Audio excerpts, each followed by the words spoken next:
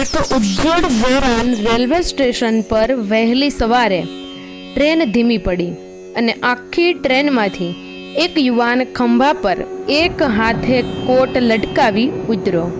ધીમે ધીમે વરસાદ પડી રહ્યો હતો. આજુબાજુ કોઈ જ ન હતું. કહેવા માત્રનું પ્લેટફોર્મ હતું. આ પ્લેટફોર્મ પર વર્ષોથી કોઈ મરમ્મત સમારકામ કરાવેલું ન હોય તેવું જોવા. આ લારી આ ગામના જ એક વડીલની હતી, જે સ્ટેશન પર ticket collector, station master, clerk, જે કહો તે રીતે માનદ સેવા આપતા. જી હા, માનદ સેવા, કારણ પ્લેટફોર્મ ઊભું કરેલ હતું. આ ગામમાંથી ક્યારેક જ કોઈ ટ્રેનમાં શહેર જતું અને એ ગામનો ગયેલો વ્યક્તિ જ પરત ફરતો. આખા દિવસમાં આ પ્લેટફોર્મ પર માત્ર 2 જ ટ્રેન ઊભી રહેતી, એક વહેલી સવારે અને બીજી સંધ્યા સમયે, અને તે પણ 2 ટ્રેનોના ક્રોસિંગ માટે જ. યુવાન આ વિરાટ પ્લેટફોર્મ પર ઉતરી લારી પાસે આગળની બાજુએ થીંગડાવાળી તાડપત્રી નીચે ઊભી કરેલ પથ્થરની બેઠક પર જઈ અને બેસે છે. યુવાનને જોઈ પ્લેટફોર્મની બાજુએ જૂનવાણી નળિયાવાળી કોટડીમાંથી વડીલ લારી પર આવે છે અને યુવાનને પૂછે છે, સાહેબ, કંઈક આપું? યુવાન એ વડીલની સામે જોઈ માત્ર નકારમાં માથું ધૂણાવી મોં ફેરવી લે છે. વડીલ યુવાનના ઉદાસ ચહેરા પરથી અનુમાન લગાવે છે. યુવાન રાહમાં ભટકેલો લાગે છે. વડીલ મનોમન વિચારતા કે આ કોણ હશે? મોં પરથી ઉદાસીન છે અને આ ગામનો પણ નથી, તો પછી અહીં આવી રીતે? તે ફરી તેની કોટડી તરફ જવા લાગે છે અને જતા જતા, સાહેબ, કંઈ જોઈતું હોય તો બોલાવજો, હું અહીં જ રહું છું. ધીમી ધારે પડતો વરસાદ તેના અસલ મિજાજમાં આવી પડવા લાગ્યો હોય એવું લાગે છે. વાદળોની ગર્જના હૈયું ધ્રુજાવી દે તેવી થવા લાગે છે. ઝડપથી ફૂંકાતા પવનની સાથે વરસાદ યુવાનને ભીંજવવા લાગે છે. યુવાન બેઠક પરથી ઊભો થઈ વરસાદના પાણીથી બચવા આજુબાજુ નજર ફેરવવા લાગે છે. ત્યાં જ પેલા વડીલ, ઓ સાહેબ, અહીં આવી જાઓ, વરસાદમાં ભીંજાઈ જશો. એ યુવાન આકાશમાંથી વરસતા અનરાધાર વરસાદ તરફ નિસાસો નાખી વડીલની કોટડી તરફ દોટ મૂકે છે. વરસાદથી બચવા યુવાન કોટડીમાં પ્રવેશી તો જાય છે, પણ ત્યાંની હાલત પણ સારી ન હતી. નળિયાઓની વચ્ચેથી વિવિધ બાજુએથી પાણીની ધાર થતી હતી. કોટડીની વચ્ચોવચ્ચ એ વડીલનો ખાટલો હતો અને એક ખૂણામાં ચૂલો અને બીજા ખૂણામાં પીવાના પાણીનું માટલું હતું. અન્ય કોઈ જ સગવડતા એ કોટડીમાં ન હતી. વડીલે યુવાનને ખાટલામાં બેસવાનો ઈશારો કરતા, સાહેબ, મૂંઝાશો નહીં, તમે ભીના નહીં થાવ. પવનના લીધે નળિયા ખસી ગયા હોય એવી જગ્યામાંથી જ પાણી પડે છે, બાકી ક્યાંય નહીં પડે. યુવાન ખાટલામાં બેસીને, કાકા, ચા મળશે? આ ઠંડા વાતાવરણમાં ચા પીવાનું મન થયું છે. વડીલ ખૂણામાં ચૂલા પાસે પડેલ કીટલી અને માટીનું વાસણ લઈ આવે છે. સાહેબ, હમણાં જ બનાવી છે, મને પણ ઈચ્છા થયેલી તે બનાવેલી. તો તમે જ પી લો. સાહેબ, આપણે બંને પી લઈશું, એટલી છે. હું જ્યારે પણ ચા પીવાની ઈચ્છા થાય ત્યારે 2 વ્યક્તિ પી શકે તેમ જ બનાવું. ક્યારેય પણ મને એકલા ચા પીવાની આદત ન હતી, એટલે હું કંઈ સમજો નહીં, છોડો. મારી વાત પર બહુ ધ્યાન ન દેવું. કોઈ વાત કરવાવાળું મળે ત્યારે આમ જ બબડાટ ઉપડે છે. તમે ચા પીવો, મસ્ત આદુ ઇલાયચીવાળી.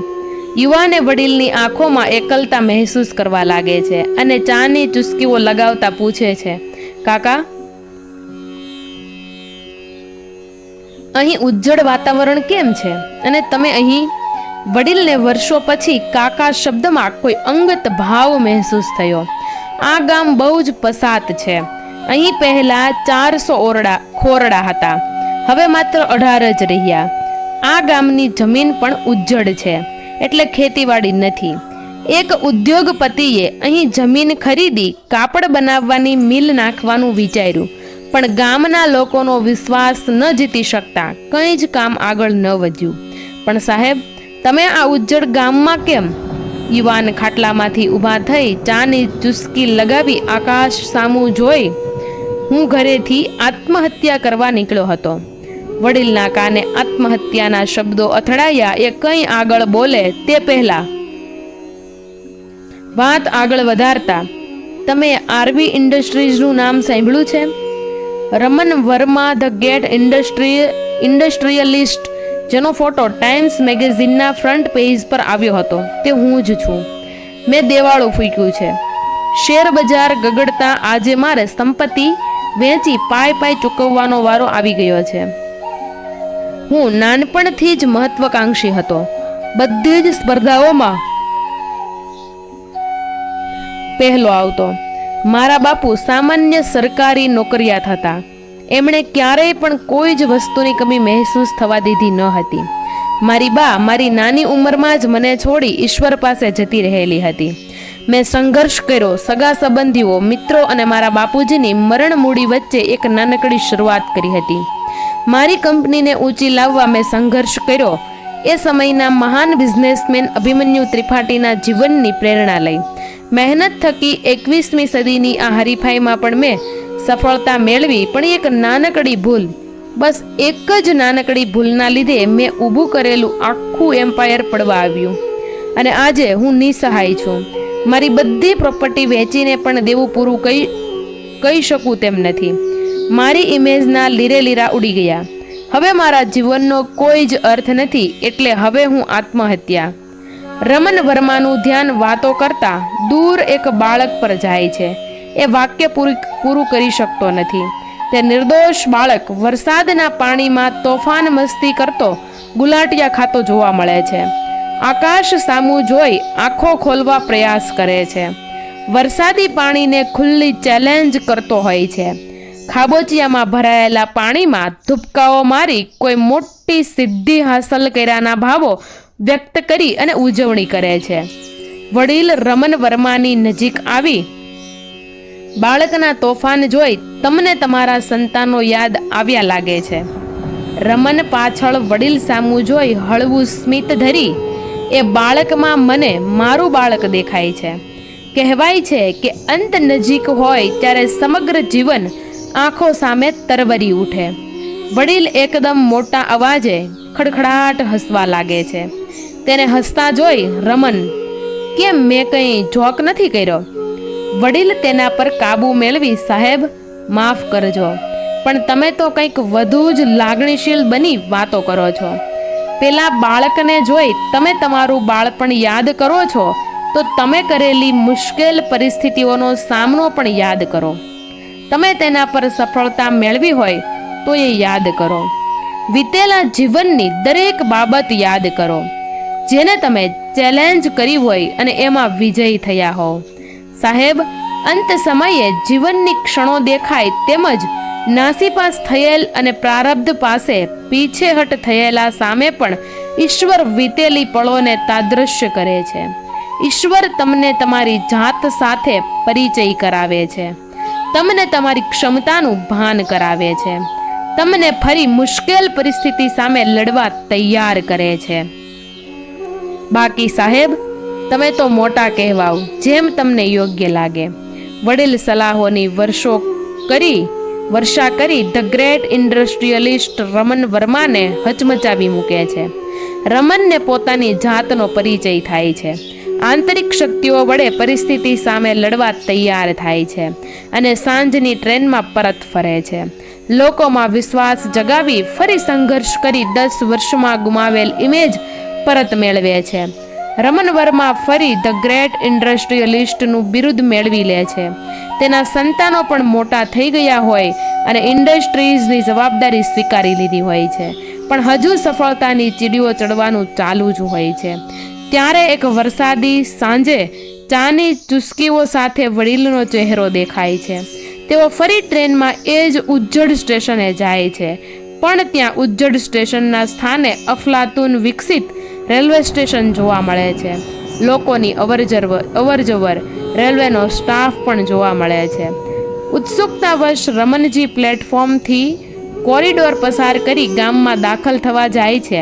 રેલવે સ્ટેશનના કમ્પાઉન્ડમાં એક સ્ટેચ્યુ જોવા મળે છે, જેને જોઈને વર્માજીના મુખમાંથી સહજ રીતે શબ્દો સરી પડે છે, અરે, આ તો પેલા વડીલ કાકાનું સ્ટેચ્યુ છે. ત્યારે પાછળ એક યુવાન પાસે આવીને, જી આ અમારા ગામના ઉદ્વારક શ્રી અભિમન્યુ ત્રિપાઠીજી છે. વર્ષો પહેલાં તેઓ મોટા બિઝનેસમેન હતા. તેઓએ નિવૃત્તિ કાળે આ ગામની અનેક એકર જમીન ખરીદી લીધેલી હતી, પણ જમીન ખેતી લાયક ન હોવાથી ગામના લોકો માટે મિલ નાખવા વિચાર્યું. ત્યારે આ જ ગામના આગેવાનોએ વિરોધ કર્યો અને તેને સફળ થવા ન દીધા. પરંતુ તેણે પણ મનોમન ગાંઠ વાળેલી, જેથી વર્ષો સુધી તેઓ જ્યાં ટ્રેનોનું ક્રોસિંગ થતું ત્યાં એકલા હાથે પ્લેટફોર્મ ઊભું કર્યું અને એક ઓરડી બનાવી અને તેઓ રહેવા લાગ્યા, જેથી લોકોને ખબર પડે કે અહીં કોઈ ગામ છે. જ્યારે ગામના આગેવાનોએ હિજરત કરી બીજે વસવાટ કર્યો ત્યારે ત્રિપાઠીજીએ ગામમાં મિલ બનાવવાનું સ્વપ્ન પૂર્ણ કર્યું. મિલમાં આજુબાજુના ગામડાના નવયુવાનોને નોકરી આપી અને મિલને દોડતી કરી. હું પણ આ ગામનો જ બાળક હતો. મને એમણે જ ભણાવ્યો અને આજે હું એ મિલમાં મેનેજર તરીકે કાર્યરત છું. આ આખા ગામમાં રહેવા માટે મકાનો પણ બનાવ્યા અને આ ગામડું એક ટાઉનશીપમાં બદલી નાખ્યું. આજે આ ટાઉનશીપના બધા લોકો માટે ત્રિપાઠીજી ભગવાન છે. એ હંમેશા કહેતા, આપણું જીવન તરંગો જેવું છે, જેમાં દરેક તબક્કે સફળતા, નિષ્ફળતા, સુખ અને દુઃખ વગેરેમાં પણ ચડાવ ઉતાર આવતા રહે છે, પણ તેમાં આપણા મૂળ સ્વભાવને પકડી હંમેશા આગળ વધતું રહેવાનું. વર્માજીના સ્ટેચ્યુ સામે અવાચક ઊભા રહીને મનોમન હું જેના જીવનની પ્રેરણાએ આગળ વધતો હતો એ ખુદ મારી મુશ્કેલ પરિસ્થિતિમાં રૂબરૂ પ્રેરણામૂર્તિ બની મને મારી સાથે પરિચય કરાવી ગયા. તેમ છતાં હું તેનો પરિચય આટલા વર્ષો બાદ મેળવી શક્યો. તો મિત્રો,